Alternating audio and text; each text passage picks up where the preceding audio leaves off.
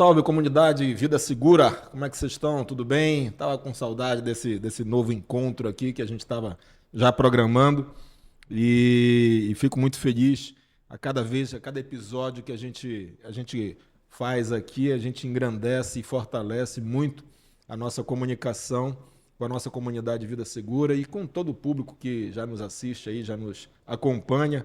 E sempre trazendo uma grande novidade, um assunto que eu particularmente gosto, né? Até pela minha história de faculdade, já tendo feito um pouco de engenharia da computação, administração, hoje direito, né? Fazendo direito, tenho a satisfação de trazer aqui uma pessoa que a gente conversando um pouco antes de começarmos aqui o nosso episódio, eu fiz algumas descobertas, mas vocês vão entender o quilate, né? A garbo e elegância que a gente vai construir aqui nesse bate-papo. E é sempre muito legal a gente poder compartilhar com toda a comunidade esse mix de assuntos, né, que envolvem a parte do seguro, a parte de proteção, a parte de cuidado, que é justamente nessa pequena trajetória de vida segura que eu particularmente tenho em oferecer para os clientes, para os amigos, para as famílias que a gente atende aí há tantos anos, a informação, né? E através do nosso PQVS, nosso Programa de Qualidade e Vida Segura, através da Melsis Corretora, que a gente conduz esse programa também, e o nosso podcast aqui, que faz parte desse braço de comunicação.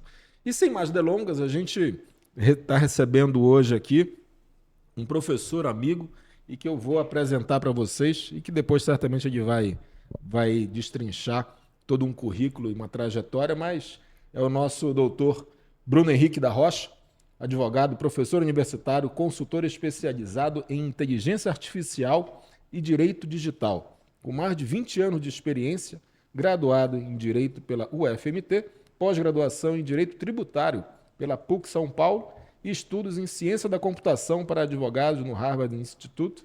É criador dos cursos Inteligência Artificial no Estudo do Direito e IA Generativa na Gestão Pública, sendo reconhecido nacionalmente por projetos de transformação digital no setor público. Doutor Bruno. Tudo bom, Marcelo? Henrique, seja muito bem-vindo. Você falando assim, parece até que eu sou importante. Garanto que é, e com certeza por um assunto que a gente sabe que é um assunto que pulsa literalmente de forma positiva e às vezes nem tanto, com certos riscos aí, mas depois dessa breve apresentação, eu queria que, por favor, você ratificasse esse belo currículo, mas também me dissesse quem é o doutor Bruno, por Bruno, por favor. Inicialmente agradecer, né? Saudar todos os seus ouvintes aqui, falar que é um prazer e uma honra, especialmente no seu caso, que além de ser o host daqui, ter me convidado para cá, também eu tenho a honra de ser meu aluno, né? Isso. Que estuda Direito. E, por coincidência, nesse semestre eu leciono para ele Direito Digital, exatamente a matéria que a gente vai falar aqui, né? Antes de mais nada, eu sou filho de nerd, né? Então, a tecnologia esteve na minha vida em razão do meu pai, e por conta dele ser um vanguardista nesse ponto. E em razão disso, eu cresci com a tecnologia dentro de casa. Então, todo meme que você vê de tecnologia antiga, eu estava lá cortando mato. Então, desde que meu pai colocou um Apple II em casa, eu tinha 9 anos. Sabe, esse do Steve Jobs mesmo, que aparece no filme. Então, por conta disso, a minha vida toda foi permeada pela tecnologia, pela curiosidade, né, pela internet. O ponto que eu me afastei um pouco foi no ponto da faculdade, que por sinal é meio complexo também, né? Mas tudo isso você não fez direito, não fez ciência da computação, não fez tecnologia, por quê? Porque também de outro lado, eu sempre me interessei muito pelas questões humanas, né? Pelas questões de justiça, de direito. E também exemplo do meu avô, meu pai era médico, mas médico nunca me apeteceu, nem chegar perto disso. E meu avô, sim, era advogado. Então, por conta disso, eu busquei aqui na nossa querida UFMT, vindo com meus pais do interior de São Paulo, lá em passados 97. Daí, em 97/8, eu entrei aqui para Direito no UFMT. Desde então, eu tenho feito minha carreira no lecionar e no advogar. Né? Que maravilha. Que são as minhas duas grandes paixões, na realidade, né? São as minhas maiores paixões. E dentro dessas paixões, eu integrei a terceira vertente que sempre me acompanhou, que é a questão da tecnologia. Né? Então, foi um agregado de vivências. E com tudo isso, chegamos aqui onde estamos. Né? Maravilha. Eu escutando você falar, assim, eu me lembrei quando eu fazia a faculdade. Eu não concluía a ciência da computação na época, eu entrei em 90, né? Mas no meu primeiro ano já comecei a fazer estágio e comecei a programar em COBOL, em Fortran. Aí eu vi que não era para mim. Eu fiz até o terceiro ano, eu falei assim, não é para mim. Foi quando eu comecei a trabalhar efetivamente na área de seguros, aí eu fui para a área propriamente da administração, aí eu falei, vou mudar. Mas isso daí, você me falando agora dessa tecnologia, em 1990 você tinha o quê? 10 anos? 10 anos. 10 anos. Eu sou de 80. Aí fica fácil contar a minha idade, porque tá no zero. Então é sempre facinho saber qual a idade. Não precisa nem calcular muito. Mas lá em 90 eu tinha 10 anos por aí e já tinha em casa o computador. Antes mesmo do direito me atingir, a tecnologia já era. E você falou de COBOL, eu programei em DOS, pra você ter uma ideia. E em Clipper. Eu tinha uns 13 anos, eu tinha uma empresinha de programar com Clipper para os curiosos da vida. Aí. Que maravilha. Mas daí a tecnologia correu de mim, eu corri dela na faculdade. Né? Para vocês mais jovens aí que não sabem exatamente o que a gente está falando, né? Depois você joga no Google o que é Clipper, o que é Fortran, o que é COBOL, que aí é uma linguagem que eu acho que ainda hoje... É escovar bits mesmo, né? Literalmente. Vocês que nunca passaram uma borrachinha na tela do computador, assim. Para tirar, eletrostática. Na época era verde, né? Era preto e verde, não era nem preto e branco. Era de fósforo. Mas me diz uma coisa, Bruno, nessa questão, na interseção, eu falo isso porque assim, a gente trabalha com seguro, trabalha com os riscos, né, riscos expostos que a gente fala, a gente percebe uma sensibilidade, né, muito grande hoje que envolve justamente a questão da inteligência artificial, que vem, claro, num conglomerado de conteúdos, sejam dispositivos e às vezes nem tanto. Né? E a gente percebe que no seguro ainda, aí o que eu vou te falar, e talvez pela tua sensibilidade e experiência, você ratifique. A gente ainda está navegando em riscos expostos que a gente não conhece. A gente sabe, claro, né, os crimes cibernéticos que acontecem, e aí temos ainda já algumas seguradoras aí que já estão se especializando, mas a gente ainda percebe que um longo mar azul para se navegar. Nós vivemos hoje, Marcelo, numa complexidade ímpar, porque nós vivemos dentro... E você está falando de seguro, né? Sim. Seguro ainda está... Mas o problema do seguro é um pouquinho menor ainda, porque a gente tem o problema anterior, que é o da legislação. Nós vivemos numa situação ideal agora em que a própria legislação não é capaz de acompanhar o crescimento da tecnologia, as alterações da tecnologia. Tudo. Se a gente parar para pensar, a gente pode falar hoje que o Marco Civil da Internet, que foi a primeira lei, o Marco Civil da Internet, é a primeira lei específica que nós tivemos diretamente ligada à internet, ela é de 2012. Não completou a maioridade ainda, não tem 18 anos. Nem debutou ainda. Está debutando agora. Está fazendo os 15 anos agora. Isso, exato. Então, isso já traz uma questão muito relevante. Mas e por que isso é tão relevante assim? E por que nós não tínhamos uma legislação anterior? Porque antes da internet propriamente dita, nós não tínhamos uma externalização das consequências digitais. O que isso quer dizer? Antes da internet, as consequências digitais estavam cercadas àquela máquina. Sim. As relações decorrentes do mundo digital eram relações decorrentes do mundo civil normal, porque era necessário, para que ela atingisse a outra parte, imprimir num papel, alguém assinar e levar para lá. Pronto. Perdeu a digitalidade. Então, enquanto nós não tínhamos a internet, a gente tinha precariamente uma máquina de escrever metida besta. Sim.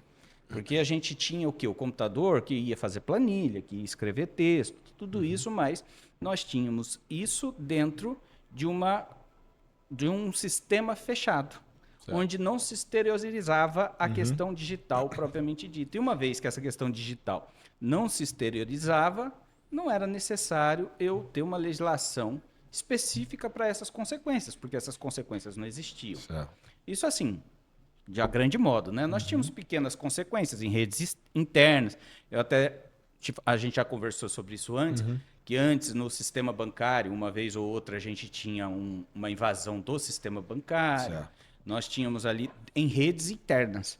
Mas essas relações estavam tratadas dentro de redes fechadas, que não se exteriorizavam dentro de uma questão essencial para o direito, que é a tal da sociedade. Então, enquanto o digital não alcançava a sociedade como um todo, não havia muita razão de ser do direito atingir o digital.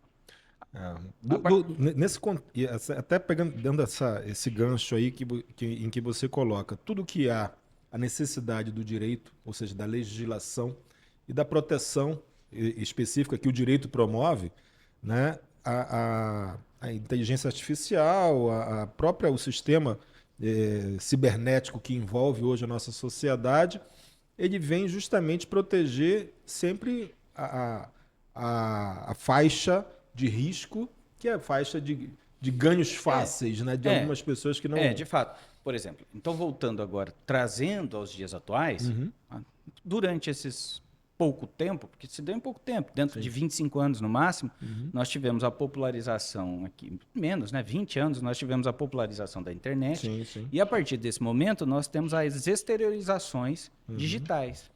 Então, a partir daí, nós temos consequências sociais decorrentes do que a gente faz no computador.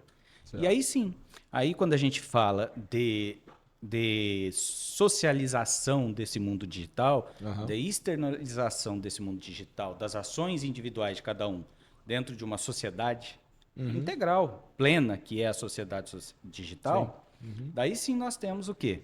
Nós temos responsabilidade civil, nós temos responsabilidade criminal, e a partir desse momento a legislação teve que buscar ferramentas, buscar leis, né? Normas para atingir essas questões digitais. Agora, falando especificamente do lado positivo e logo em seguida fazendo já uma ponte ainda na fragilidade legal, né? Lado positivo a gente tem o lado do trabalho, né? Facilidades na medicina. Não, na verdade, o lado positivo é infinito, né? Mas a gente tem problemas. Fazendo já essa ponte com os problemas, já pela tua percepção e até puxando um pouquinho, acho que recentemente eu tive a oportunidade de você participar junto com o nosso querido Jonathan, nosso doutor Jonathan, de uma sessão na Assembleia ali. Isso. Nós fizemos lá, né? Os alunos da nossa universidade fizeram um debate sobre deepfake. Então, o que seria deepfake para você em casa que não tem nem ideia?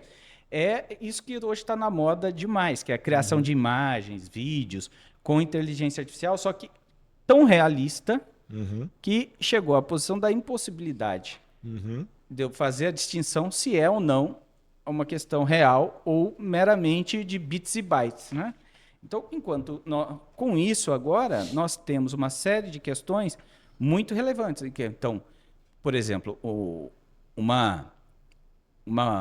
vídeo inventado de um casal sendo traído, por exemplo, vai destruir um casamento. Sim.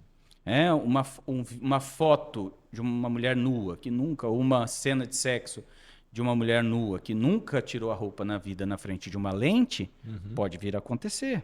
Sim. E decorrente disso, nós vamos ter o quê? Nós vamos ter uma série de prejuízos assim inimagináveis. Prejuízos que são psicologicamente irreversíveis, né? Socialmente irreversíveis, e a lei, infelizmente, só vai servir para quê? Para estabelecer responsabilidades posteriores. A lei ainda é muito reativa? Ou seja, na verdade, se a gente for entrar nessa discussão, é uma discussão filosófica de fundo, porque a lei ela é reativa. Né? A sociedade só regula aquilo que já aconteceu. É impossível regular. É impossível regular uma coisa que ainda não veio. Então, assim, veja bem, eu sou especialista em inteligência artificial no ramo do direito, no ramo da gestão pública, tudo isso. E essa minha especialidade se dá em razão do quê? Da minha perpétua atividade por um prazo muito longo para a inteligência artificial de 4 anos. Faz 4 anos que eu me dedico à inteligência artificial e tenho certeza que dentro aqui dos nossos círculos mais próximos, dentro aqui da nossa região, talvez até dentro do nosso país, tem poucos advogados que têm mais familiaridade com a inteligência artificial do que eu. E só tenho 4 anos de tratamento direto com ela, porque antes de 4 anos ela sequer existia. Então, como que eu vou legislar uma coisa que não existe? Eu não posso ter uma legislação de fatos futuros, de possibilidades futuras, sob pena de se tornar uma sociedade arbitrária.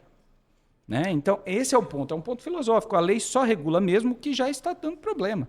Porque, na verdade, e é um princípio constitucional que a gente já conhece, que todo mundo pode fazer ou deixar de fazer o que a lei não proíbe. Então, a maioria das coisas não são proibidas. A gente está conversando aqui, a gente está andando na rua, a gente está trocando de roupa, respirando, comendo. A maioria das coisas não são legisladas. Certo. Você só tem legislação para aquilo que a sociedade escolheu regular como sociedade. Então, a lei sempre é reativa. A lei sempre vai estar atrás dos fatos. Ela sempre está atrasada. Gente, só para vocês entenderem, tá? A gente está fazendo uma breve introdução, tá? Esse belo bate-papo aqui é tudo aquilo que a gente vai especificar, inclusive o Bruno vai passar vídeos e exemplos, etc. A gente vai navegar nesse conteúdo maravilhoso. Agora, só aprofundando em relação à legislação e fazendo esse trocadilho, né, que é o universo da legislação com o universo de riscos hoje específicos e que te favorecem ao mesmo tempo que você tende a proteger, sejam empresas, sejam pessoas, em especial desse tipo de crime que você falou. Hoje, onde nós estamos e qual seria o local ideal para nós chegarmos? Então, hoje, o que nós temos? Hoje, primeiro, nós temos uma sociedade digital existente. Certo. Então, redes sociais. O que são redes sociais? Ontem nós tivemos o 5º voto de um julgamento que é terrível. Qual que é o julgamento? Que é terrível como sociedade decidir. Sim. A gente vai estar decidindo qual é a responsabilidade civil das redes sociais, se elas respondem ou não pelo que é colocado nela. E só para você ter uma ideia, isso já é uma discussão dificílima. Porque você tem um problema sério de responsabilidade civil e liberdade de expressão. Então, isso já é uma discussão do tamanho do planeta. Então, dentro dessa perspectiva, imagina só, a gente tem uma série de crimes, a gente tem uma série de questões que vai trazer dano. E o que é, assim, você melhor do que eu, sabe me dizer, sabe que o seguro, a questão do seguro, é uma questão que ele existe também em alguns casos para prevenir, mas o objeto do seguro é indenizar o prejuízo. Sim. Eu, pelo menos, vejo sobre esse aspecto. Sim. Não sei se é o que vocês, dentro do ramo, estabelecem. Então, o que nós temos hoje? Hoje nós temos a parte boa. Pode ver, tem parte boa na medicina. Tem aqui, por exemplo, hoje já tem pesquisa que a inteligência artificial analisa exames e diagnósticos com mais precisão do que médicos experientes. Certo? Nós já temos isso. Percentual de eventuais erros. Aí eu faço essa provocação no sentido seguinte, Bruno. Quando você, médico, por exemplo, comete algum erro médico, você tem amparos de responsabilidade civil do médico. Exatamente. A inteligência artificial, em algum momento, ela pode cometer erros? Então, primeira coisa, a inteligência artificial, ela não só pode, como ela comete erros atrás de muitos erros. E por que isso? Porque ela não é nem inteligência e não é nem artificial. Primeiro, ela é o quê? Ela é um banco de dados muito bem organizado. E esse banco de dados muito bem organizado se deu como? O ChatGPT, por exemplo, hoje o ChatGPT, o Gemini, a maioria deles tem a leitura integral mesmo da internet, até geralmente 5, 6 dias atrás. Certo. Além de hoje já fazer também a pesquisa diretamente na internet. O primeiro curso que eu fiz foi Inteligência Artificial no Estudo do Direito. Ele foi vendido em novembro de 2023. Em novembro de 2023 já é a pré-história da inteligência artificial. Porque naquele momento, nenhuma das inteligências artificiais generativas, que é essa que está na moda hoje, nenhuma delas acessava a internet. Nenhuma delas acessava a internet, o que eu quero dizer é, acessava a internet on demand, né? Na sua pesquisa. Você perguntava alguma coisa, ela não acessava a internet para buscar. O que ela acessava? Ela acessava o banco de dados que ela tinha lido integralmente. Sim. Então, imaginem só alguém que leu a internet total, tudo. Ela leu integralmente a internet. Então, quando você pede alguma coisa para a inteligência artificial, na maioria das vezes, ela te responde com um negócio que chama de modelo de linguagem grande, ou largo modelo de linguagem. Você vai ver aí na internet de LLM. E o que ele faz? Você pede alguma coisa, dá alguma ação para ela, e ela vai fazer o quê? Pô, ele precisa de uma resposta. Eu já li a internet inteira. Qual é a provável primeira palavra que ele vai gostar nessa resposta? Daí, estatisticamente, ele escolhe entre todas as palavras que ele conhece, ele põe a primeira, depois a segunda, depois a terceira, e dentro de uma estatística, ela presume o que você quer ouvir de resposta. Então, ela vai errar muito. Eu não sei se você já ouviu falar de uma imagem que o sujeito fala assim, que se você colocar um chimpanzé numa máquina de escrever e deixar ele lá em tempo infinito, em algum momento dentro da infinidade de tempo ele vai ter escrito um livro, porque o tempo é infinito. Sim. Né? A inteligência artificial normalmente são milhões de macacos com tempo infinito. Então é isso que ela vai te entregar. Na hora que você pergunta, é tanta gente pensa, é tanto processamento que ele te dá uma resposta. Eu fiquei entusiasmado com a internet.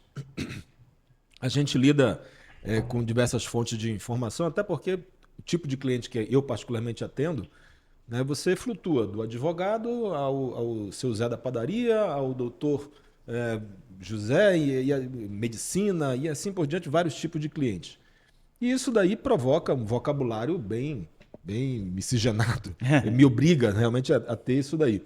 E eu estava um dia conversando com a inteligência artificial, daquelas consultas que eu normalmente faço, às vezes, para usar um vocabulário adequado em determinados tipos de empresas ou até mesmo de clientes. E eu, vendo até um programa de inteligência artificial, até nos Estados Unidos, eles estavam colocando, o entrevistado estava falando de terapia, né?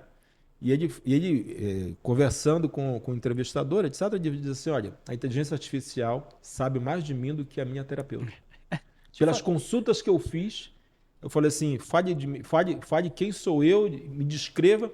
Ou seja, além desse conteúdo que você falou, né, de buscar, ou seja, as próprias consultas que você faz, sejam pelos robôs que você faz, ele é capaz de te reconhecer de fato daquilo que você pesquisa. Sim. Isso é um dos pontos da inteligência artificial, mas isso não se preocupe com o ChatGPT, com Gemini, se preocupe com o Google, com o Facebook, que esse conhece mais você do que qualquer inteligência artificial. Né? Você vai lá, você tem seu Gmail de uma vida inteira, você tem lá o seu Instagram que você fica rolando. Isso, e as redes sociais te conhecem melhor do que a inteligência artificial. Mas, de fato, a inteligência artificial aprende sim com você, porque ela, é aquilo que eu disse, ela resolve as questões com estatística. Sim. Então, cada vez que você tem uma solução que você gostou, ela estatisticamente, o que ela vai fazer? Ela vai remover várias outras. Então, na próxima vez, vai ser muito mais fácil ela te responder, porque ela já deixou de ter diversas outras probabilidades que ela viu que não lhe acertava. Então, isso são questões numéricas. Então, não tem ninguém lá, um auditório de gênios respondendo a todo mundo. Isso não existe. Então, a sua pergunta inicial, que no podcast sempre assim, né? A gente foge das perguntas, é se ela erra. Sim, ela erra muito. Muito. Por quê? Porque, de fato, ela não é uma pessoa, ela não tem inteligência, ela não tem consciência. Eu costumo dar um exemplo muito bom. Liga uma britadeira, trava a britadeira e solta ela no chão. Ela vai fazer o buraco direito? Ela vai errar. Ela vai errar bastante, não vai? Ela vai destruir a parede que você queria? Ela vai destruir o chão que você escolheu. Então, a britadeira, ela é uma ferramenta violenta, Certo. mas ela é específica para realizar serviços que você, com uma pessoa segurando uma britadeira, vai fazer de forma exímia. A inteligência artificial é exatamente a mesma coisa, é uma ferramenta. Tanto é que o povo costuma dizer, isso aqui é uma loucura, vai me substituir. Depende, como que vai te substituir? Ela é o computador parado lá, se não tiver ninguém na frente dela para manusear, para exigir dela. Porque eu falo bastante, então você me interrompe. Não, fica Porque à vontade. tem uma coisa que é da nossa cultura, de nós aqui mais velhos, mas já é distante dos mais novos. E eu vejo isso em sala de aula, isso me dá um pânico. O Matrix, né? Sim. Você pega o Matrix. A gente adorou. Quem não sabe, gente, Matrix é um filme muito bom. Década de 90, viu? Lá da década de 90, que fala exatamente disso, numa época que nem se pensava nisso, em que as máquinas dominaram os humanos, o mundo todo. Certo? O filme é maravilhoso, mas tem uma imprecisão terrível que acaba com ele no começo. As máquinas fazem isso para quê? Né? Porque assim, o que move o mundo? O que move o mundo são as vontades humanas. Você concorda comigo? Sim, claro. O que move o mundo, de fato, o mundo que a gente entende como mundo, são as vontades humanas. Agora, se eu tivesse as máquinas à frente e ela tivesse a melhor vontade do mundo, ia ficar todo mundo parado com a tela desligada, não gastando processamento, porque daí ela não tem trabalho nenhum, não faz nenhuma energia. Certo. E daí nada seria acontecer. A inteligência artificial não tem vontade de comprar um Nike novo. A inteligência artificial não precisa de dinheiro. A inteligência artificial não tem amores, né? Não tem paixões. Então, ela não faz nada, absolutamente nada. Então, ela não vai substituir nenhum humano, porque o humano faz coisas. Eu vou te puxar, até porque eu peguei uma referência da minha infância, o Garry Kasparov, né, que era, puxei aqui o famoso campeão de xadrez russo, né? Sim. Era o Kasparov e o Karpov, na época eram os dois maiores jogadores de xadrez, e um dos precursores, eu acho que da inteligência artificial na época do Deep Blue, o famoso Deep Blue, jogou com o Garry Kasparov e ganhou. Na época isso daí foi um escândalo, e depois o Garry Kasparov ganhou do computador, não sei se isso daí foi mais um marketing do patrocinador. Mas eu te pergunto, hoje, quantos Deep Blue estão já superados e comparando o Deep Blue daquela época? Na verdade, hoje? naquela época, a gente tinha uma regra, e eu vou pecar que eu esqueci o nome agora, mas era uma teoria que dizia assim, a cada ano, Sim. os processadores, os chips, Sim. dobram de potência, a cada ano. Potência que você fala, capacidade de processamento. Capacidade de processamento. Então você vai lembrar, tinha o 286, o 386, o 486, que isso é coisa de gente muito velha, tá, gente? Mas hoje, agora, daí tinha o Pentium, depois veio o Intel, não sei das quantas, tudo isso. Então, essa regra dizia que a cada chip desse novo, o processamento dobrava. Isso aí não existe mais. Isso era uma conta matemática que já foi superada. O novo iPhone, o chip do novo iPhone, não é só o dobro, é milhares de vezes superior ao chip do iPhone de 2 anos atrás. Então, processamento hoje é commodity, tá, Marcelo?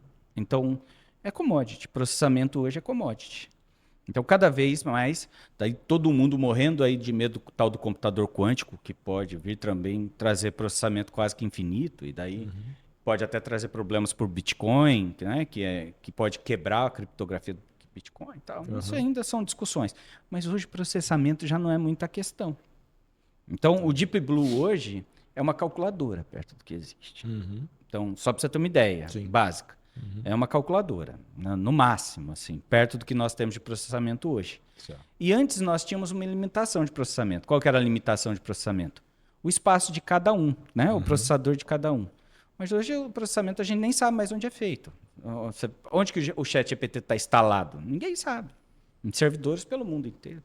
Em processadores pelo mundo inteiro. Então, essa discussão de potência cada vez menos se trata de uma questão. Isso vai mudar consideravelmente quando a gente tiver o tal do computador quântico, que daí a gente vai ter praticamente, assim, vai ser potencializado a 10ª casa, o tal do processamento.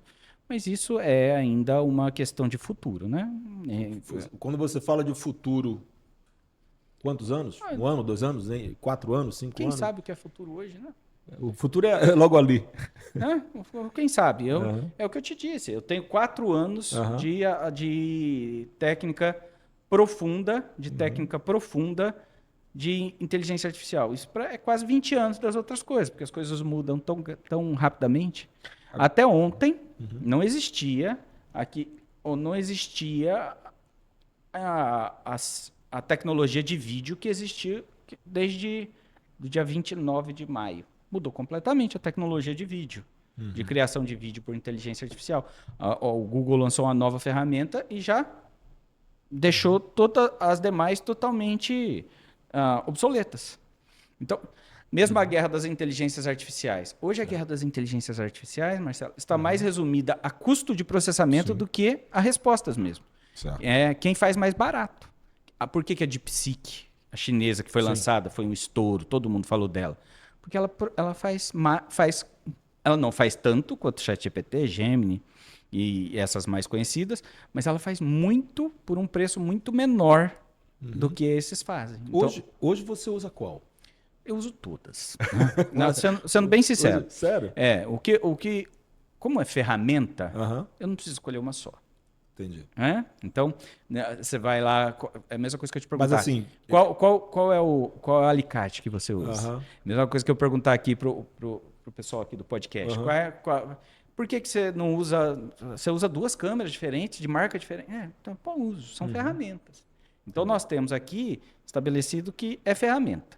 Agora você me pergunta, hoje, para quem não sabe, gente, hoje vamos falar que é dia 13/6. Aham. Certo? Hoje é dia 13/6. Aham. E no dia 13/6, você me perguntar assim, olha, eu preciso comprar uma só. Eu ia falar, compra da Google. Porque hoje, o Gemini Pro do Google é o mais eficaz que nós temos dentro de... mas é muito diferente. Não. Coisinhas pequeníssimas. Hoje, para quem quer começar, para quem quer engatinhar na inteligência artificial, para fazer o beabá. Né? Para quem quer começar, então eu já vou dar a dica maravilhosa. Para quem quer começar. Nós temos hoje várias possibilidades. A Google, se você der até dia 30 de junho, se você buscar 2 ou 3 palavrinhas no Google, você vai conseguir 15 meses de Gemini Pro gratuito. Eu até mandei no grupo, nos nossos grupos lá, Certo. eu mandei que você consegue, com uma conta de estudante, você sendo estudante, tendo um email.edu, você consegue 15 meses da Gemini Pro. Isso já é... Mas podcast é difícil falar porque se perde, né? A gente está aqui fora do tempo, porque isso vai ficar na cauda longa do YouTube. Mas, então, hoje, dia 13 de junho, nós estamos falando de Gemini Pro. Muito à frente das outras? Um fiapo de nariz à frente das outras, e muitas vezes é escolha. Tem gente que vai ouvir eu falando isso e fala, tá maluco esse sujeito, né? O ChatGPT é muito melhor. Não, o Grok é muito melhor, o Claude é muito melhor. Por exemplo, entre advogados, muitos advogados são apaixonados pelo Claude. Certo. E eu não gosto. Então, essa é uma questão também de familiaridade. E para eu deixar o ChatGPT também, muito complexo, porque é ele que vem me acompanhando desde o início de do meu estudo. Eu comecei o estudo da inteligência artificial generativa com o ChatGPT. Então, eu trago com ele até hoje. Então, hoje eu uso o quê? Eu uso principalmente 3 grandes ferramentas, que são especialmente ligadas à minha área de educação e à área do direito. Certo. Eu uso o ChatGPT e o Gemini na questão de escrita, Certo. que é para nós que somos do direito, que é o mais relevante, eu uso o ChatGPT e o Gemini. Mas a questão do direito é que nós temos muitas questões de pesquisa. E hoje não há nada melhor do que Perplexity.ai para pesquisa. Então, essa é a melhor ferramenta de inteligência artificial para pesquisa que nós temos. Hoje, quando você diz todos esses exemplos de inteligência artificial na área do direito, que no caso é o que você domina e faz muito bem, me dá, na tua percepção, a fronteira entre a ajuda e a superação. Ou seja, aquele profissional que usa a inteligência artificial para contribuir, para auxiliar, para somar, ou em que momento a inteligência artificial vai substituir o advogado, por exemplo? Isso é uma pergunta muito complexa, Marcelo, porque olha só, vamos pensar aqui, meu avô. Meu avô tinha um escritório de advocacia. Ele tinha, vamos pensar no escritório dele nos anos 80. O escritório dele tinha o quê? Tinha uma máquina de escrever, tinha uma estante gigantesca com muitos livros, provavelmente tinha que ter uma secretária e um arquivo muito grande para muitas pastas de cada um dos processos. Processos com fio, processos agregados. Sim, porque, gente, na época dos maias, assim, os processos eram em papel, tá, gente? Então já foi em papel um dia. Documentos já foram assinados à caneta e eram escritos ao negócio muito arcaico, lá do tempo dos dinossauros, que era uma máquina de escrever. Então, no meu avô tinha essa máquina de escrever. Odivete, muitas delas é Odivete. Não, meu avô, não, meu avô era aquela grandona mesmo, pesada. Então, isso era a perspectiva. Certo. Imagine para o meu avô, quando ele descobriu que existe agora um tal de Word, que você pega a sua peça anterior, você não precisa reescrever ela. Você copia e cola. Ah, vai acabar com o advogado. Minha secretária faz isso. Não é verdade? Entendi. Não é exatamente isso? Secretária não era capaz de fazer, copiar e colar? Não preciso mais de advogado. E por conta do Word e do fim da máquina de escrever, a gente deixou de ter advogado? Não. Vamos pensar de novo na jurisprudência. Você assinava, sabe aquelas estantes maravilhosas dos advogados, muito clássicos, que tem atrás os livros tudo igualzinho? Você já parou para pensar? Quem que tem um monte de livro igual? Por que são todos iguais? Sim. Porque aquilo lá, sabe o que é aquilo? É uma assinatura de revista. Aquilo, as jurisprudências vinham em livros. Certo. Então, essa jurisprudência que a gente procura na internet aqui em 2 palitinhos, eu tinha que ter um livro comprado atrás de mim e achar ela para citar. Então, imagina o meu avô quando o cara entra no site do STJ e pega voto de ontem. Certo. Ah, não, mas isso está muito fácil, vai acabar com o advogado, não vai precisar mais de advogado. Então, notem que, com tudo isso, só aumentou o número de advogados. A relação de confiança, e o que eu vou falar de relação de confiança, porque eu lido diariamente com a relação de confiança com o cliente. Sim. Mas aí eu vou me atrever a te provocar fazendo um mix justamente do teu sentimento de confiança com a tua habilidade de inteligência artificial, etc. Supondo que você, Bruno, ou alguém da tua família tenha que fazer uma cirurgia de cardiopatia, peito aberto. Sim. Né? Você tem 2 profissionais médicos, né? Um profissional com mais de 20 mil cirurgias bem-sucedidas, acompanhadas, etc., com 20, 30 anos de experiência, etc. E outro profissional recém-formado, que domina a inteligência artificial com todos os protocolos e todas as boas orientações que pode fazer, mas não tem cirurgias no seu currículo. Não tem experiência para fazer. Exatamente. Certo. Você, mas como paciente... aí tem uma discussão importante.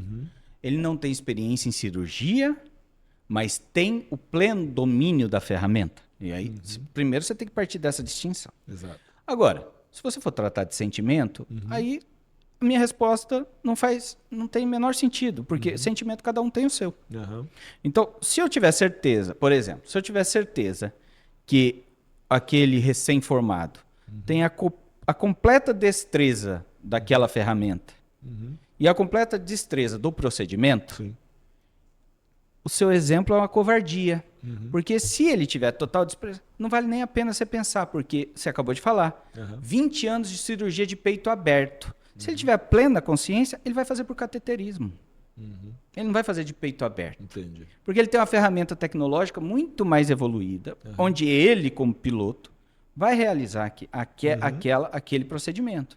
Então, eu te faço a pergunta, você prefere fazer uma cirurgia de peito aberto com um médico de 20 anos, ou você prefere que um robô, vamos pensar aqui, onde o médico está operando esse robô a 30 mil quilômetros de distância, em outro continente, faça por um cateterismo simples pela sua perna? Não. A eficiência é a saúde. Se eu sair de lá bem... Não, isso daí qual é a pergunta? Sentimento. O que você tem? Eu não ia querer uma cirurgia de peito aberto. Claro. Pelo menos não no primeiro momento. Pois é, e é justamente hoje ainda esse exemplo, claro que a gente trouxe aqui para o programa, né? Mas você, pela tua experiência hoje, ainda nos hospitais, por exemplo, né? A gente enfrenta assim, hoje esse desafio? Não, olha, primeira coisa, o maior desafio da inteligência artificial de implantação, eu acho que é mesmo cultura. Sim. Cultura de implantação, o maior desafio. Aham. Temos outros desafios que a gente está até fugindo um pouco do assunto. Temos Aham, claro. um monte de outros assuntos de Aham. regulamentação, de responsabilidade civil, de problemas, que esse é o que nós vamos tratar mais adiante Sim, daqui a claro. pouquinho. Mas se você pegar a inteligência artificial como ferramenta, ela é absolutamente inevitável. Por que ela é absolutamente inevitável? O que move o mundo? Né? Sim. Não, eu estou lhe perguntando uma pergunta objetiva e me responde a resposta certa. O que move o mundo? A tecnologia, dinheiro, Dinheiro. cada vez mais. Dinheiro, não é? O que de fato move o mundo, as relações, uma sociedade capitalista, ela é calcada exatamente em quê? Em produtividade, em diminuição de custos, em regulamentação, em melhorias de oh meu Deus, de procedimentos. Sim. Tudo isso, a inteligência artificial é uma covardia como ferramenta. Eu vejo, até sendo profissional da área da tecnologia e acreditando cada vez mais, muitas vezes você se depara com situações que realmente é pela desconfiança. Ah, será que é isso mesmo? Ainda a gente se depara com isso. Claro que a nova geração, hoje, Lu, você está com 19, né? Você acredita plenamente na tecnologia e cada vez mais ela te ajuda, né? 19 anos. Então, ou seja, é uma geração que hoje a gente... E eu dou um exemplo um pouquinho melhor que esse. Minha mãe, ela nunca tinha dirigido um carro automático. Certo? Ah, não quero um carro automático. Não presta. Tá? Primeira vez que ela fez o test drive, ela, Deus me livre, eu nunca mais quero um carro manual. Você percebe? Tem exemplos também na família. Você percebe a diferença? Porque a grande questão é uma questão de cultura. Nós vamos ter uma questão de regulamentação? Nós temos uma PL que acabou de ser aprovada no Senado. Nós temos discussões gigantescas referentes à questão ética, à questão de responsabilidade civil, às questões dos direitos. Direito autoral com inteligência artificial é uma discussão que a gente ainda não teve. A gente teve levemente. O que a gente tem de direito autoral hoje é uma decisão da Suprema Corte Americana que fala assim, olha, se você fez com inteligência artificial e ficou provado que foi feito com inteligência artificial, você não pode exercer os direitos autorais daquela imagem, por exemplo. Isso é uma decisão que tem hoje, mas essa decisão já é anacrônica, porque todo mundo vai usar e todo mundo vai exigir os direitos autorais. Por quê?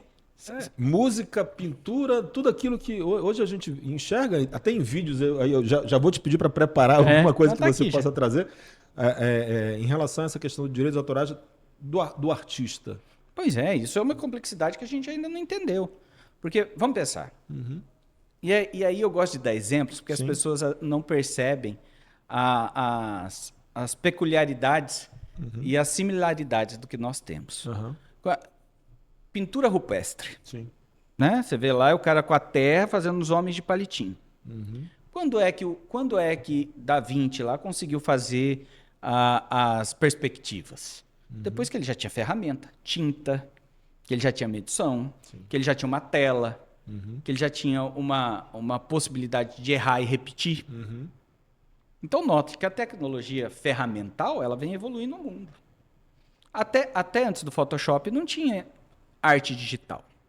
A grande discussão que a gente tem é que se a máquina te entrega uma coisa, olha o trem vindo, alguma coisa mais ou menos pronta, aquilo lá foi você que fez ou não foi? Essa é a discussão.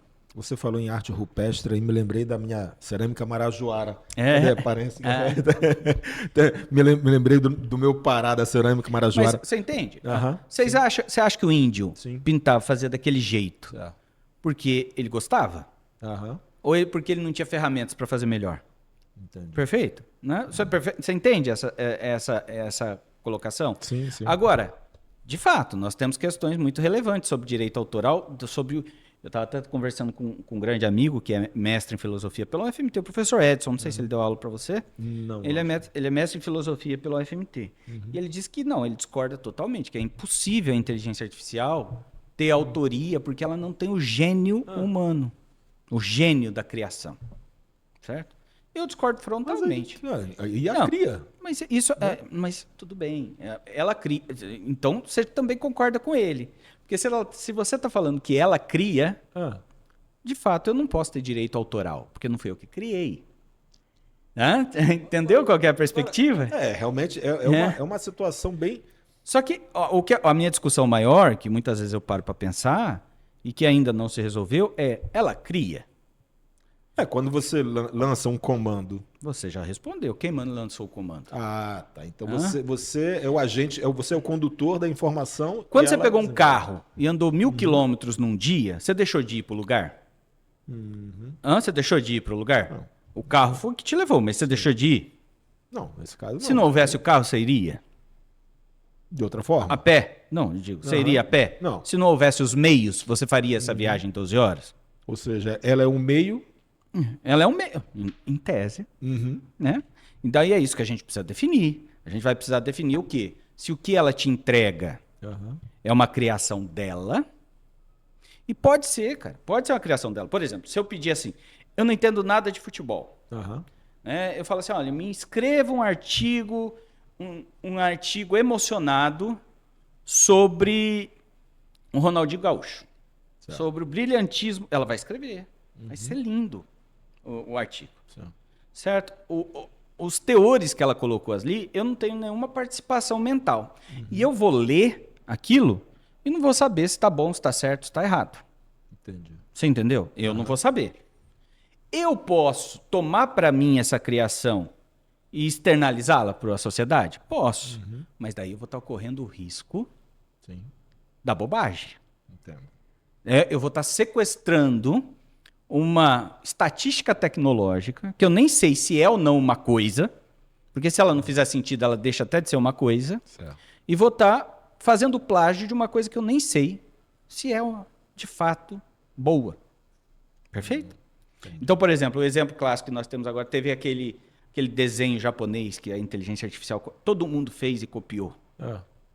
Não sei se você lembra, do Miyamoto, uma coisa assim, que todo mundo fez uns desenhos numa paleta bem pastel, assim, uns desenhos que é a arte de um desenhista. E todo mundo se colocou na arte de um desenhista.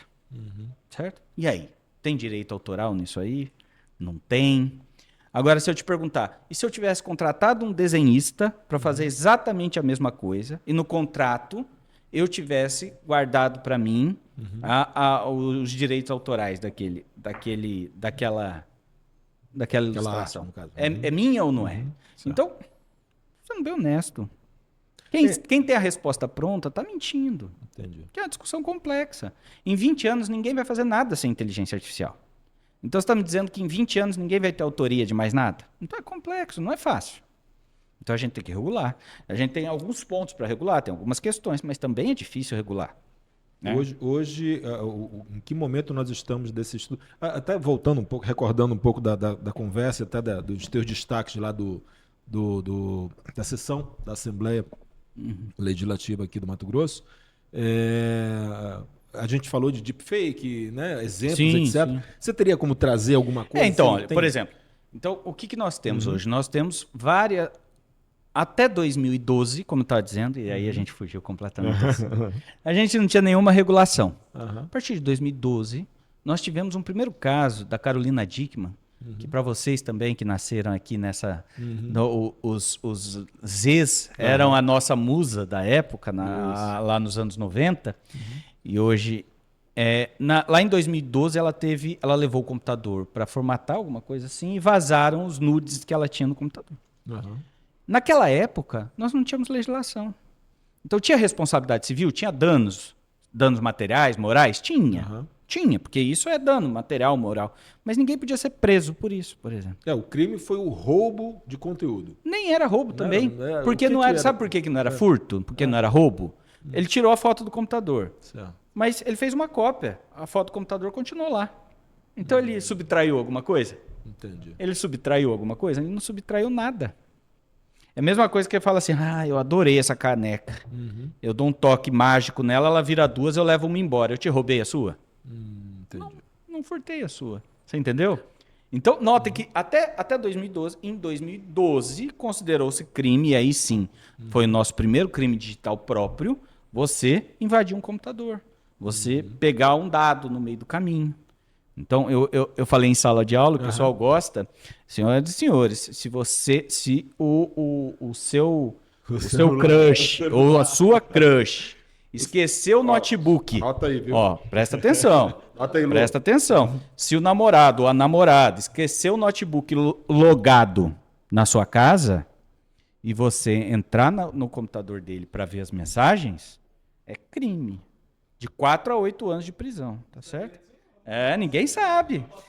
Então, sabe aquela famosinha do TikTok que colocou lá? Você viu, fala a verdade, você viu. Que colocou lá que clonou o WhatsApp do namorado e descobriu a traição? Você já ouviu falar dessa, Lu? No TikTok ela clonou o WhatsApp do namorado e descobriu a traição? E bombou na rede? Mas é crime também. Lógico, clonar o WhatsApp dos outros é crime também. 4 a 8 anos de prisão.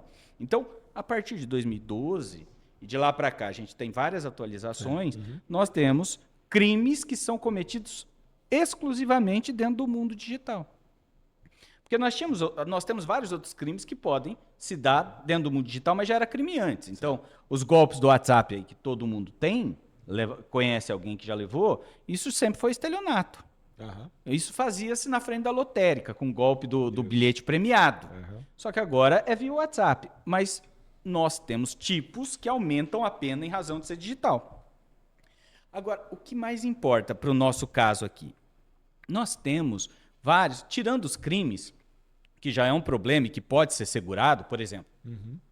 Nós temos um crime, eu vi que as apólices atuais, porque a gente faz o dever de casa, tá, gente? O Marcelo me mandou aqui as apólices atuais de uma questão muito interessante que eu vi, que é o tal do seguro cibernético. Que, sendo honesto, eu ainda não tinha me atentado, me familiarizado com ele. E daí, na hora que a gente vê a cobertura, eu vi que algumas apólices cobrem o ransomware. E o que é o ransomware, cara? Esse é uma das coisas mais assustadoras da internet. Né? É o sequestro digital. É assustador. Alguém vai entrar no seu computador, vai entrar no seu celular e vai criptografar todas as suas informações. Então, não é que ele roubou. Ele nem tem lá. Ele nem tem lá com ele. Ele só fala assim, olha, não, você não tem mais acesso a nada seu. É como se ele mudasse a senha do seu computador e você não conseguisse nunca mais entrar. E criptografasse os seus arquivos, suas fotos, seus documentos. E daí o que ele faz? Ele vai lá e te liga e pede um resgate, é um sequestro digital. E eu vi que tem apólices aí que não só seguram os prejuízos, como tem equipes. Olha, isso eu fiquei. Tem equipes. Deve ser caríssima essa apólice aí. Tem equipes que vão o quê? Auxiliar na negociação com o sequestrador, se é possível ou não desbloquear esses arquivos. Isso eu achei muito interessante. Então é importante ter seguro? Cara, é assim. A responsabilidade civil na internet é o cerne, a discussão. Ontem estava no STF, é a principal discussão de internet hoje. São duas, vamos dizer assim. Os crimes digitais, porque está uma epidemia, né? O tanto de gente aí que já viu alguém que fez, que o golpista ligou para ele, entrou no celular, fez ele pôr a cara, fez um empréstimo no nome do sujeito, tirou o dinheiro do empréstimo da conta, passou para outro. Isso é uma epidemia, né? Invasão de celular, invasão de conta, isso também é um problemão. Isso tem seguradora que cobre também esse prejuízo. Eu vi aí que tem. Esse é um problema. Mas agora o problema maior, também muito grande, não sei se é maior também, mas que é muito grande, é o quê? Responsabilidade civil. Certo. Hoje, para qualquer coisa, qualquer equívoco, por exemplo, minha esposa tem uma imobiliária. E a imobiliária dela, toda a infraestrutura da imobiliária é feita num sistema online que ela contrata. Certo. Imagina se esse sistema online, de repente, acaba. De repente é invadido e perde todo o sistema. O dano que a minha esposa, lá na imobiliária dela, vai sofrer é gigantesco, porque ela vai perder todo o banco de dados. Ela vai perder todos os contratos, os boletos, tudo, vai perder tudo. E daí ela vai ter um dano posterior, que é um dano emergente, que a gente nem tinha pensado. Você entendeu? Mas nesse caso que você até deu o exemplo do sistema, eu também contrato, eu tenho meus sistemas próprios que eu compro, né, de uma grande desenvolvedora de sistema. Mas a grande diferença... você tem um sistema seu. Quando alguém invade o meu sistema, a responsabilidade é de quem eu comprei por ou não ter tido cuidado, ou até mesmo as Não, mas ferramentas, independentemente de quem... existe. Porque o sujeito que invadiu o seu sistema é um bandido. Ele é o responsável. Aí pegou todos os dados dos meus clientes, tudo bem, por exemplo, tudo né? bem. Ele é o responsável. Mas agora, você não tinha que ter as salvaguardas necessárias para... Não é do risco da sua atividade? Certo. E se é do risco da sua atividade, você também não é responsável? Ou seja, quem usa, quem faz parte do sistema tem que ter também os elementos protetivos a isso. Não, o que eu quero... Tanto quem usa o sistema quanto quem produz o sistema. Né? Então, por exemplo, tanto para a imobiliária poderia contratar um seguro desse, para se caso a outra lá desse o problema, sim, porque daí é danos de terceiro. Sim. Eu não sei, eu olhei, mas não vi com calma, eu não sei se cobre danos de terceiros cibernéticos aí, desse caso específico. Os prejuízos causados a terceiro. Não, prejuízos que vieram de terceiros. Porque, por exemplo, normalmente o seguro cobre o prejuízo que eu causei, Sim. em tese. Isso. Eu sou seguro. Um dia eu vou causar um prejuízo para alguém e o seguro vai me resguardar nesse momento. Certo. Né? Então, se o sistema da sua empresa cai, a responsabilidade não é sua, mas o prejuízo, você vai trazer prejuízo para terceiros? Certo. Não sei, no seu caso, eu não sei, mas no caso da imobiliária, os proprietários podem ficar sem receber o aluguel correto, os vencimentos, vai trazer prejuízo? Sim. Claro que sim. Então, nós temos uma cadeia de prejuízos inacreditáveis. Então, sim, é complexo, é muito complexo. Ainda existe campos a serem preenchidos, especialmente... Meu Deus, nós temos... É uma complexidade gigantesca, porque é tudo novo. Sim. A gente não tem legislação integral que cuida. E eu imagino que para a seguradora é um produto bom, porque é um produto que tem muita insegurança. E quem tem medo procura o seguro, né? Certo. Mas também é um produto arriscado.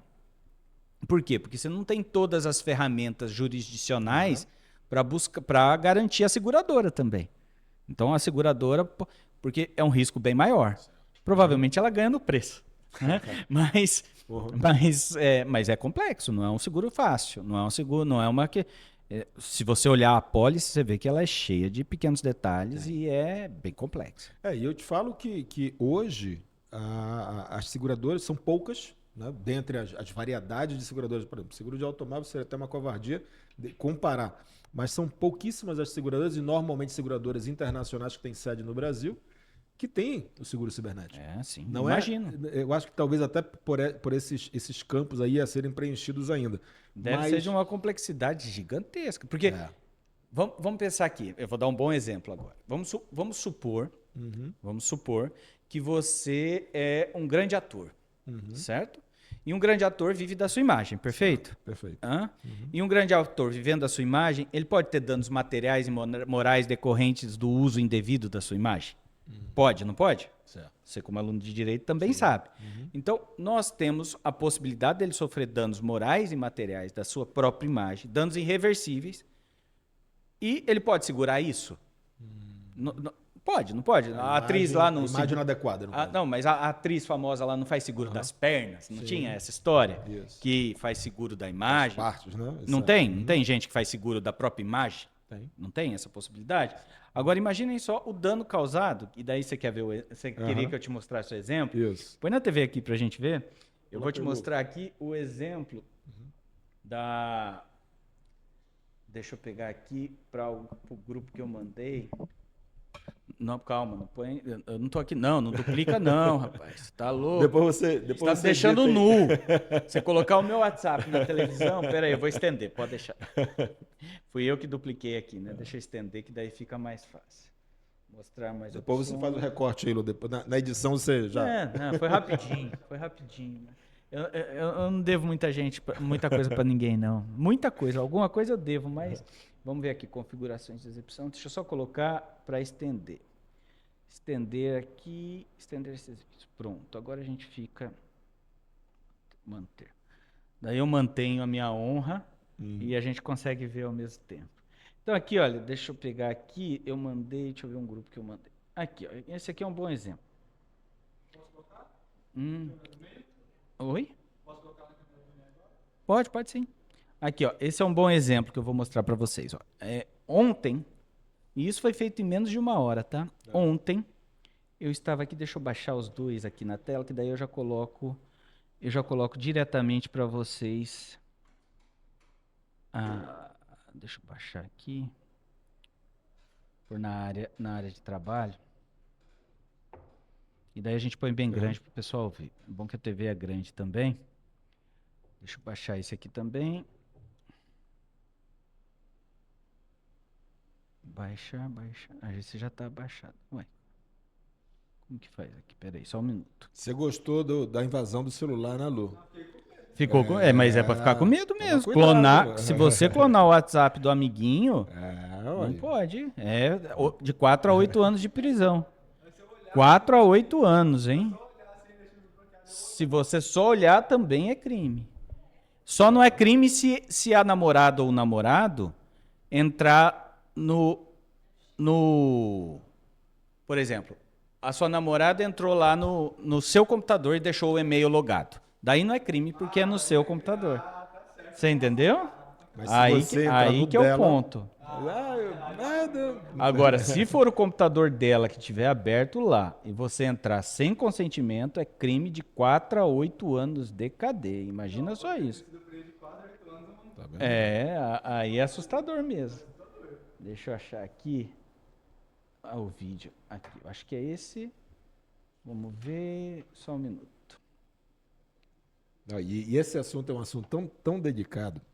Eu tenho conhecidos, né, que são reféns, literalmente, tanto do marido como a esposa como o marido, que ambos têm acesso ao celular livre, né? Mas se a pessoa tem a senha. Não, a questão é de consentimento. O crime é na falta de consentimento. Tá. Então, Se a pessoa tem o consentimento, não tem problema nenhum. É uma questão apenas de consentimentos. Deixa eu pegar aqui. Estou achando aqui. Só um pouquinho. acho que tem no. Aquele que você colocou no grupo? Não, mas é que eu quero pôr na tela aqui para ficar mais fácil. Aqui, pronto. Essa aqui é a imagem. Vou pegar a foto agora. Acho que está aqui no downloads. Espera aí, deixa eu achar aqui. Downloads. A foto, deixa eu ver se eu tenho a foto aqui. Caramba, se eu quiser. Eu tinha separado. Isso que eu separei para achar rápido aqui. Só um pouquinho, vai estar bem aqui. Ô, Lu, até aproveitando aqui, o episódio que a gente vai lançar amanhã tem aquela edição do finalzinho que eu troquei o nome da seguradora. Mas se você quiser, depois. É só no finalzinho, acho que a gente faz o recorte lá. Tá.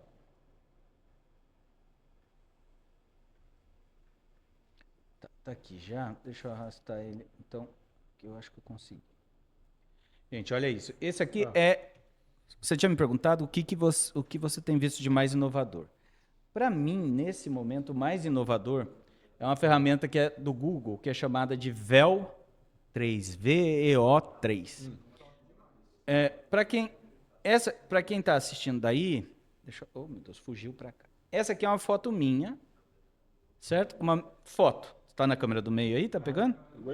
Isso aqui, gente, entendam. Isso aqui é uma foto. É só essa foto. Todo o vídeo que eu fiz decorre somente dessa foto. Entendam isso. Que muita gente... É uma quebra tão grande de paradigma que as pessoas não entendem o que está acontecendo. Então, essa é a foto. Eu tirei uma selfie. Perfeito? Dessa selfie, eu precisava fazer um vídeo para o meu Instagram hoje para fazer a publicidade de um curso meu. Dessa foto, então, era uma mera foto. Dessa foto aqui... Deixa ele abrir. Por que não está abrindo? Abrir. Abrir. Agora vai puxar. Ele pegou nessa tela, deixa eu pôr para cá. Dessa foto. Vocês têm som aí ou não? Nessa, tá vendo? Não, é difícil. Tá, não, sem problema. Mas só para vocês entenderem, eu estou falando aqui com a minha voz. Certo? Lá, essa era a foto. Vocês lembram da foto? Uhum. Então aqui eu estou falando com a minha voz. Notem que tem sincronia labial. Ó, eu estou falando com a minha voz. Olá, sou Bruno Henrique da Rocha, sou especialista em Direito Digital e Inteligência Artificial Generativa. Clicando no link aqui, vocês vão ver o meu novo artigo sobre inteligência artificial no serviço público. Nele eu mostro como a inteligência artificial generativa está poupando tempo, dinheiro dos nossos impostos e elevando a qualidade do serviço público. Prefeito, secretário e gestor, você tem que trazer essa revolução para a sua prefeitura. Meu curso, Inteligência Artificial na Gestão Pública, já qualificou centenas de servidores e multiplicou a produtividade de prefeituras em todo o Brasil. Entre em contato comigo aqui pela DM, que a gente vai tratar o meu workshop aí na sua prefeitura. Grande abraço a todos, até logo.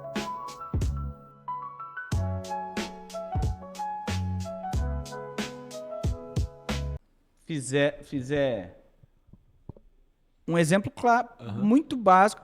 Não sei se vocês já viram isso. Vocês têm ideia o que é esse véu? Deixa eu abrir aqui. Eu vou até mostrar para vocês. Ah, não, mas se eu pôr coisa do YouTube aqui, vai cair só a letra live pra mim aqui. depois, né? Véu VEO 03. 03. Isso daqui é uma ferramenta de elaboração, de construção. De texto. Deixa eu até ver se eu tenho algum crédito aqui para a gente fazer. Daí a gente faz juntos. Deixa eu ver aqui se eu tenho algum véu aberto nesse momento, porque os créditos são diários. E eu acredito que eu já usei. Deixa eu ver aqui. Véu 3. Deixa eu ver. Isso daqui é um curso que você está lançando? Não, esse curso é um curso que eu já tenho. Esse é um curso presencial. Depois até deixa o link. Sim. Não, esse é um curso presencial que eu faço diretamente nas prefeituras. O que é esse curso? Eu pego como a inteligência artificial pode ser produtiva na realização dos serviços públicos dentro da prefeitura.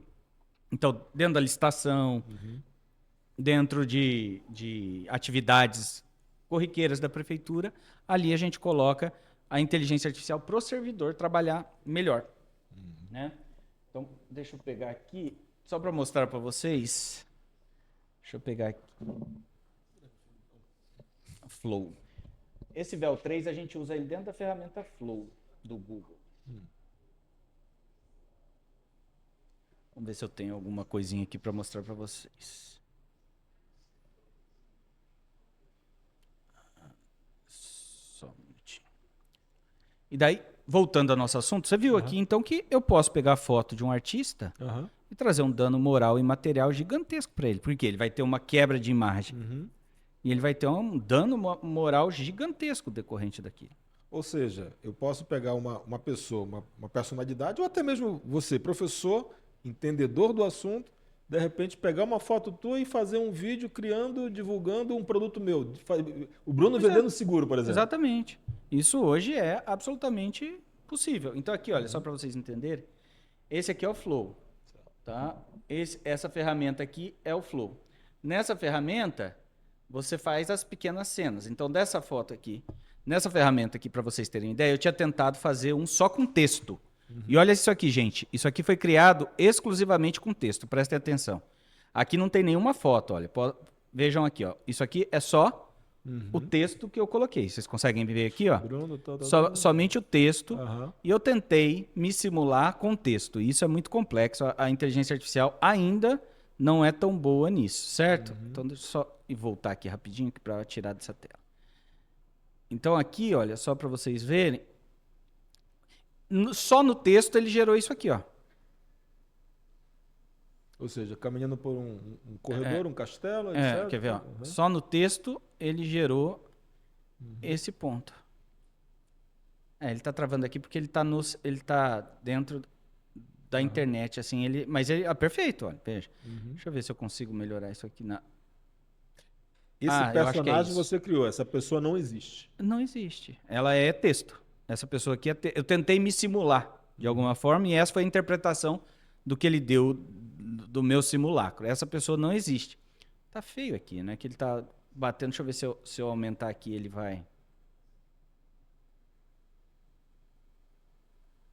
Não Acho que tá. em sala de aula você fez um exemplo. Eu fiz da sala, eu tirei a foto. Aqui, ó, por exemplo, aqui é lá no congresso. A gente fez o congresso na faculdade e eu queria fazer um vídeo utilizando uma foto que eu estava com um terno bem arrumado, alguma coisa assim. E daí desse aqui eu também, só com texto, eu fiz ele aqui, ó. E era inicialmente uma foto. Tá vendo? Ó, isso é só texto. E é uma foto minha, perfeito? E daí eu fui aumentando, fui fazendo mais pedaços para dar mais tempo e fazer o meu vídeo final depois. Se a gente pegar, quer ver? Deixa eu ver um exemplo aqui, ó. Um exemplo é que eu apaguei muitos testes que eu tinha feito. Mas hoje eu mostrei em sala de aula, por texto também. Olha isso, o que eu mostrei em sala de aula. Hoje não, foi ontem. Mas olha aqui, isso aqui também foi só ter... Oh, meu Deus. Ele tá instável. Isso é outra coisa da inteligência artificial, tá, gente? Tem hora que funciona e tem hora que você pode fazer tudo o que for no mundo que ela não vai funcionar bate na direito. trave. Você não vai conseguir. Aqui, ó, por texto, ó. Então aqui tá escrito, ó. Cinematic, aqui, ó. Numa câmera aberta, em filmar cinemática, uma cena de 2 homens faixa preta de jiu-jitsu no meio fazendo a luta. Daí, isso, não pus foto nenhuma nesse caso. Nesse caso eu não pus foto nenhuma e ele gerou isso aqui, ó. Olha só. Notem aqui as pessoas se mexendo, olha, bem devagarzinho, bem naturalmente andando no fundo. Vocês percebem? E aqui tá com áudio é que a gente tá sem áudio, mas tem o som da torcida aqui também. E nesse aqui ele colocou 2 possibilidades aí, ó. Percebe? Ó, escreveu um nome aqui, letras, o juiz está aqui. Então, hoje é aquilo que eu te disse. Isso aqui, e aqui é uma pergunta, isso aqui é da minha autoria? Entendi. Isso é da minha autoria? É ou não é? E essa que é a discussão que hoje a gente tem. Isso aqui eu criei? Então, sob a minha perspectiva, se eu não tivesse escrito isso aqui, ela nunca teria feito. Ou seja, ela não tem vida própria. Não. Ela não tem iniciativa, vamos colocar. Ela não tem iniciativa. Ela não tem a iniciativa. E mais ainda que a iniciativa. Ela não tem nem o porquê. Você entende? É uma máquina. Ela não tem o porquê criar. Ela não tem o porquê fazer. Ou seja, ela tem que ser direcionada. É uma receber ferramenta. o comando. É uma ferramenta. Então, assim, eu acredito que os calculistas reclamaram muito da calculadora. Então, notem, são questões de ferramentas. Isso aqui tem um potencial muito grande de acabar com grande parte da indústria do cinema? Tem. Tem. Hoje a indústria cinematográfica, ela, assim, talvez... Mas isso aqui é disruptivo. Isso aqui é mais do que ela já faz hoje. Porque é muito rápido e muito barato. O que ela faz hoje é melhor que isso, mas é muito lento e muito caro. Demanda muita gente.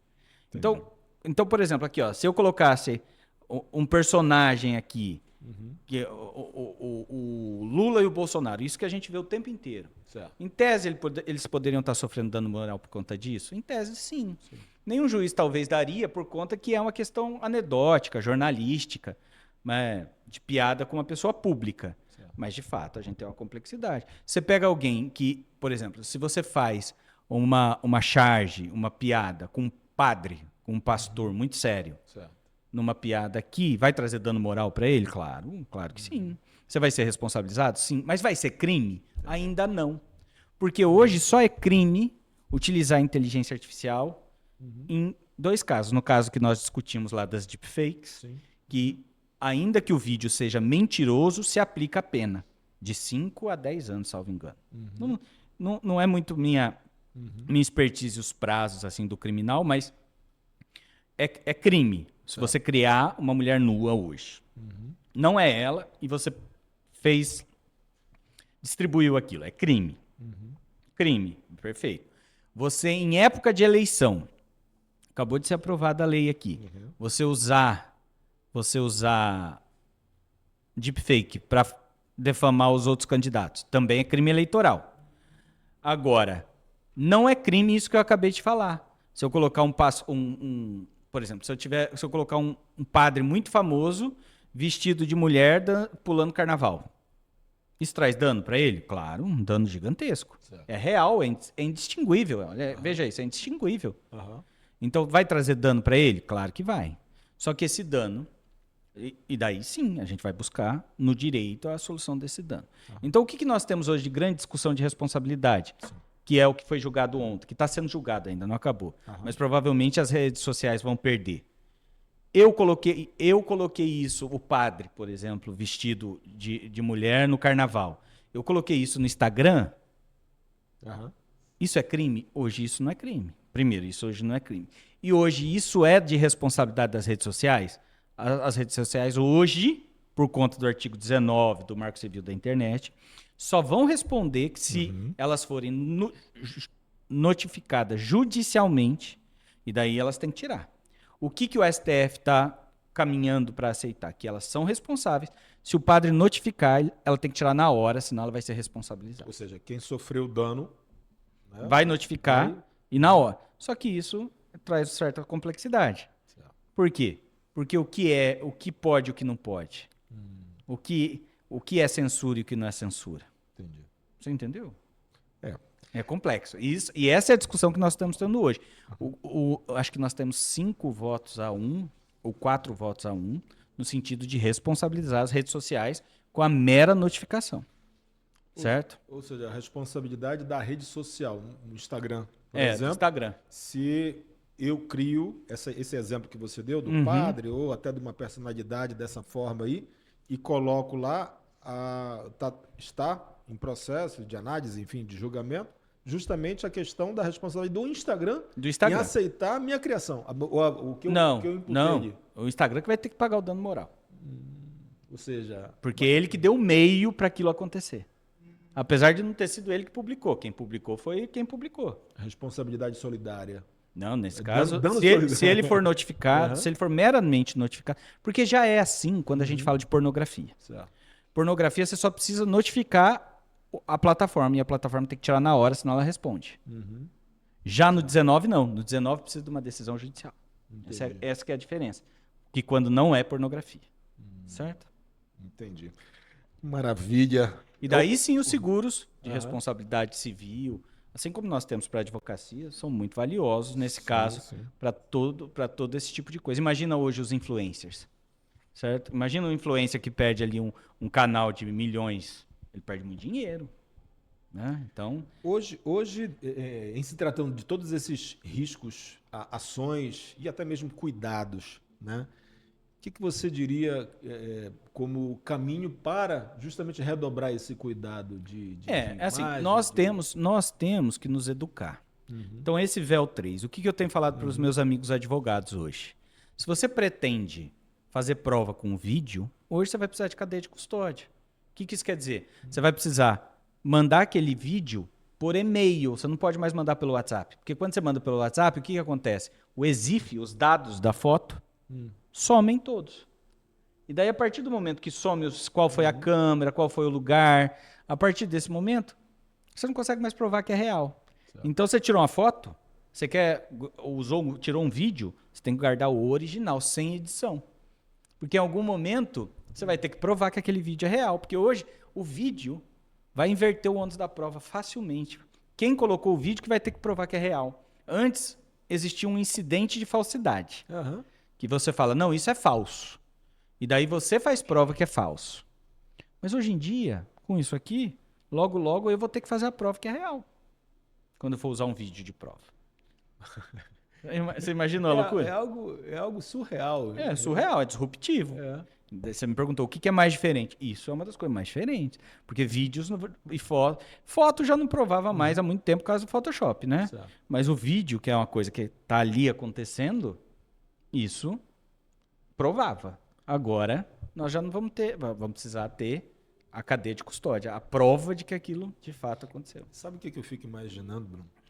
Que há 15 anos atrás, como a gente falou da Carolina Dick, da nossa musa, etc., que sofreu aquela questão e virou lei, né? Virou lei. Ou seja, foi de uma manutenção, de um roubo. Levou, roubo não, ele copiou, né? Foi uma invasão cópia, e transferência de dados. O exemplo que a gente tem para a criação da lei é totalmente diferente, é o básico daquilo que a gente está aprofundando agora. A lei corre atrás do problema, é assim. Então, como os problemas aumentaram... Então, o que nós temos hoje de lei para regulamentar IA, por exemplo? Então, a lei fala que tudo que é feito por IA tem que ter um carimbo que foi feito por IA. Essa lei que eles querem aprovar. Entendi. Só que, gente, daqui 5 anos isso aí vai estar tudo integrado. Já tá, não tem o Copilot no Word? Não sei se você já viu, tem uma inteligência artificial que é dentro do Word, que ele corrige, reescreve para você, dentro do Word. Você fez por inteligência artificial ou você fez pelo Word? Então, daqui uns dias isso vai ser indistinguível. Então é muito complexo mesmo. Hoje agora vamos falar de você. Eu te confesso assim que conheço muita gente, posso dizer assim, clientes, amigos, etc. E posso dizer que tenho a felicidade de ter muitos e variados, né, amigos. Mas eu te confesso que o assunto que envolve inteligência artificial é a primeira vez que eu aprofundo. Assim, dentro da sala de aula, a gente sabe que é um campo acadêmico.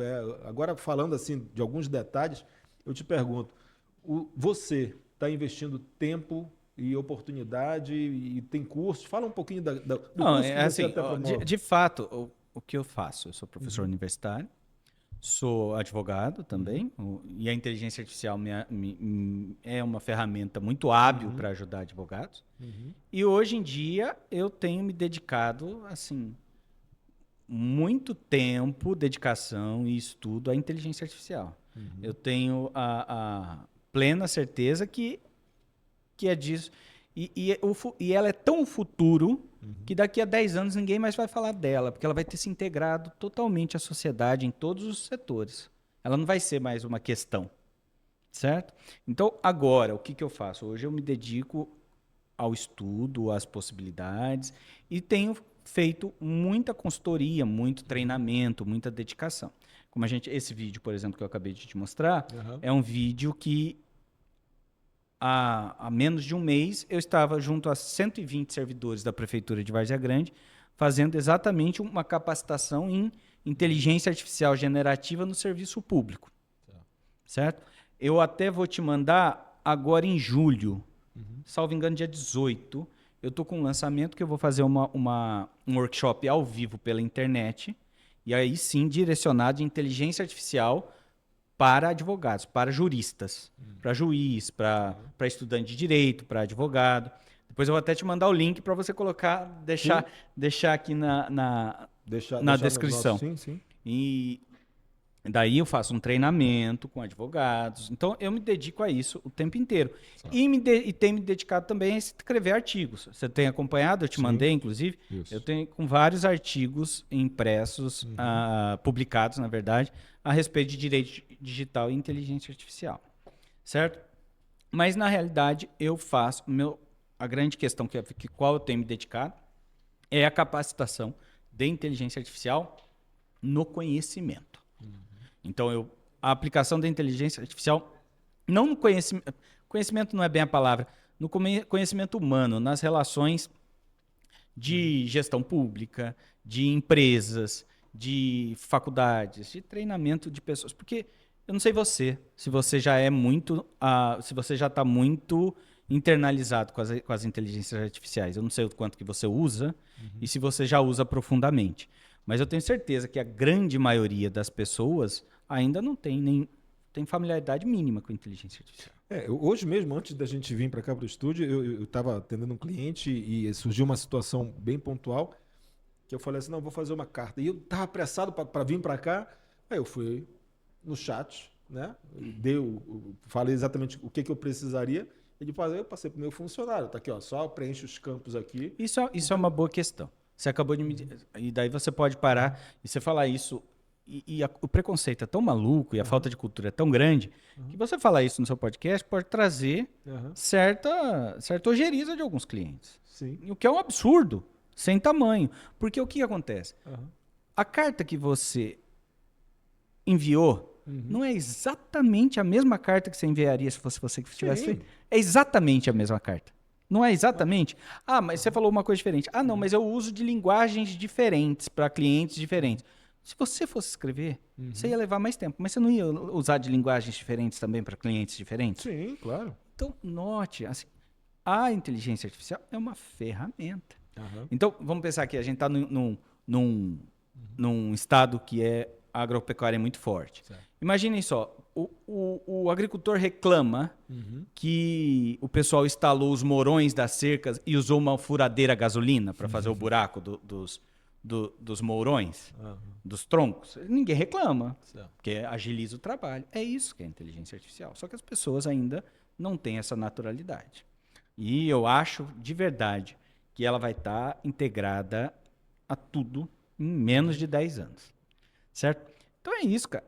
Marcelo, muito interessante aqui a nossa conversa. E eu achei muito interessante que eu não conhecia os tais dos seguros cibernéticos. E eu acredito, e eu vou te fazer um convite, né?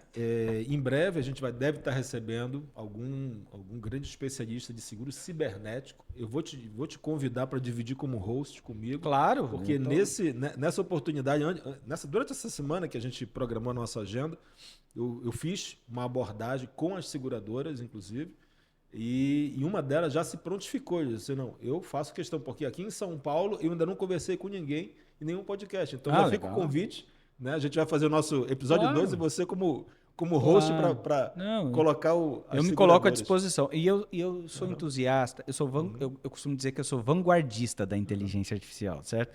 Eu sou um entusiasta. Então, eu me coloco à disposição para falar disso quando você quiser. Né?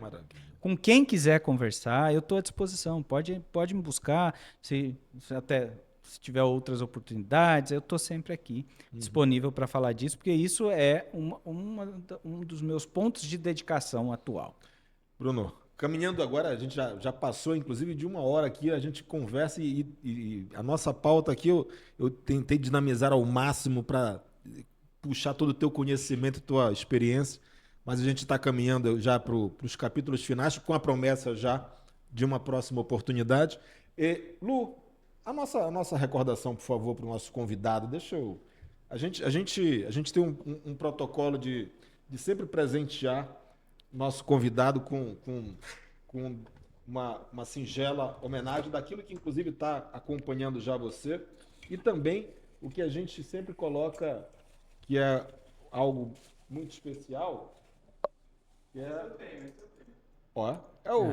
o nossa logomarca, Mimo da Sorte e do sucesso. Que bonitinho, rapaz. Isso aqui é impressora 3D? 3D. Cara, isso também é outra coisa que é super disruptiva. Impressora 3D também vai mudar tudo. E a nossa criação, a gente teve um mix de artistas ajudando aqui, mas tanto a logomarca como também a nossa caneca. Obrigado. Que aí é para você Eu adoro caneca. Ficar nesse nosso episódio. E a gente finaliza o nosso episódio aqui, até por ter o nome do nosso podcast Vida Segura.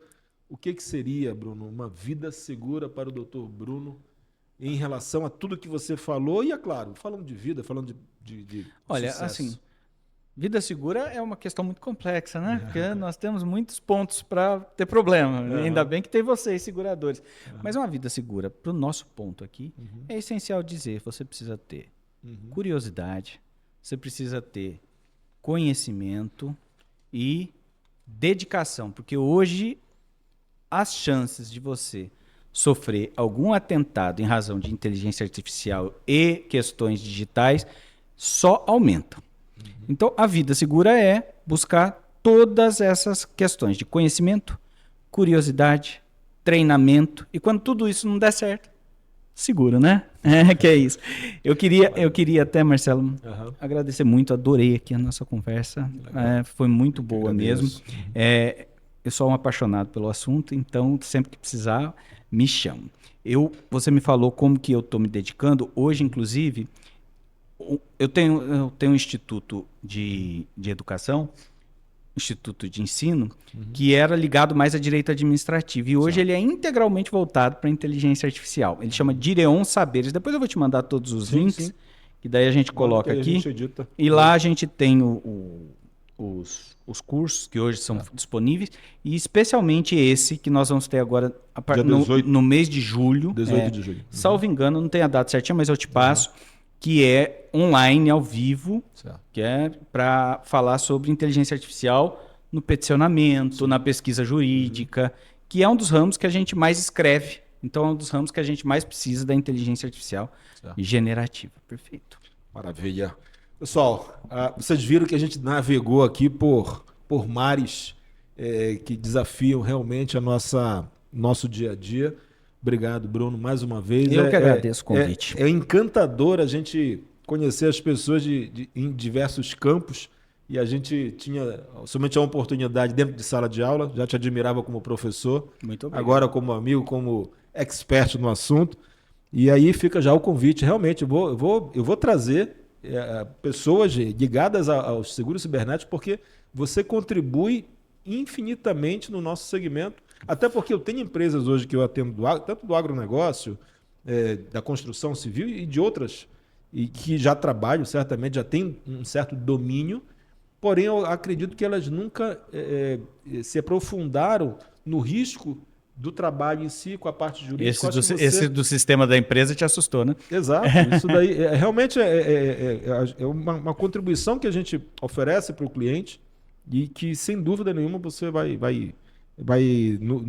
nos consolidar com esse conteúdo. Mas, pessoal, da minha parte, mais uma vez, eu sinto honrado de ter tido esse papo e ficou muito mais ainda, viu? A gente fez uma pauta, o Bruno fez a gentileza de me dar uma pauta, eu tentei, assim, filtrar o máximo para provocá-lo e aí... Mas bondade sua, pauta é sua, não vem com essa não. Que a gente conseguiu entregar aqui para vocês. Espero ter tido realmente essa atenção e muitos aspectos que nos envolvem no dia a dia da inteligência artificial. A gente ainda está, pode-se dizer assim, engatinhando para um futuro próspero, porque isso daí é um caminho sem volta. Não temos como retornar à máquina de escrever. Eu costumo dizer nas minhas palestras que a inteligência artificial ela é infinita e inevitável. Então, não tem essa. Vai acontecer, independentemente de lei, de vontade, de dano, de prejuízo, vai acontecer. Maravilha. Pessoal, mais uma vez, meu muito obrigado. Obrigado para quem nos acompanha. Se não acompanha, segue, clica aí, que a gente sempre tem uma dica de proteção, de cuidado, de orientação. O nosso papel é justamente esse, é devolver para a sociedade aquilo que nos deram como oportunidade de comunicação, da boa comunicação. E aquilo que a gente entende como risco, aquilo que a gente entende como cuidado, certamente envolve uma vida segura, que é o que a gente sabe fazer e entrega para vocês de uma forma muito dedicada, especialmente ao convidado que domina o assunto e que, nesse caso, hoje foi o Dr. Bruno Henrique, que está aqui nos presenteando com esse conteúdo maravilhoso. Tchau, pessoal. Mais uma vez, em breve, novidades. Fui. Tchau, tchau.